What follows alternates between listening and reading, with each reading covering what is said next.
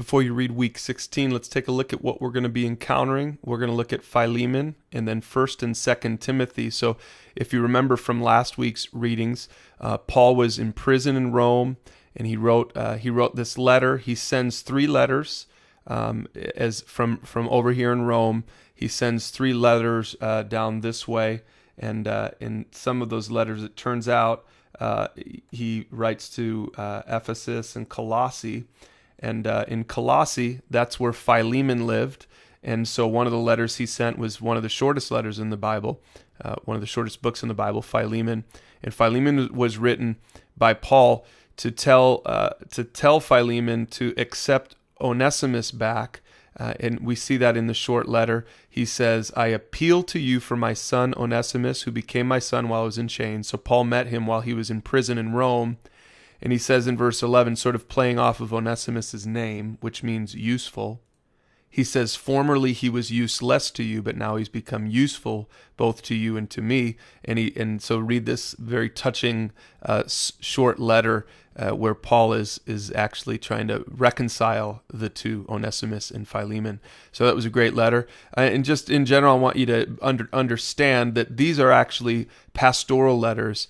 1st and 2nd Timothy, in fact, 1st and 2nd Timothy and Titus and also Philemon are pastoral letters written by Paul, very pastoral in tone, very personal in tone. So if you take a look at the New Testament, many of these books were written by Paul, Romans all the way down through 1st and 2nd Thessalonians. Those are his epistles.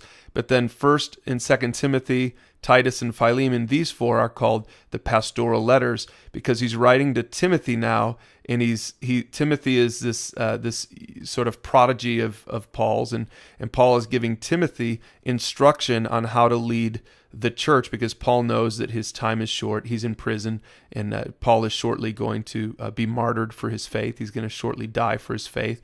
So in 1 Timothy 3, we see the sense of this. In chapter 3, verse 14, he says, although I hope to come to you soon, Timothy, I'm writing you these instructions so that if I'm delayed, you will know how people ought to conduct themselves in God's household, which is the church of the living God, the pillar and foundation of the truth. So we see again Paul's giving these instructions to Timothy because Timothy is the leader of the church. And also in 2 Timothy, he says in chapter 4, he says, in the presence of God and of Christ Jesus, who will judge the living and the dead, and in view of his appearing in his kingdom, I give you this charge. I love these verses.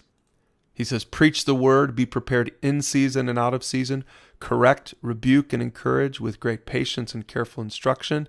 For the time will come when people will not put up with sound doctrine. Instead, to suit their own desires, they will gather around them a great number of teachers to say what their itching ears want to hear. They will turn their ears away from the truth and turn aside to myths. And he says to Timothy, but you keep your head in all situations, endure hardship, do the work of an evangelist, and discharge all the duties of your ministry. And that, in fact, is what Paul's doing. He's discharging the duties of his ministry. He's raising up Timothy to be a leader and to continue to lead these churches because shortly Paul, who's in prison in Rome at the time, he's shortly going to give his life for the sake of the gospel. So enjoy your readings in week 16.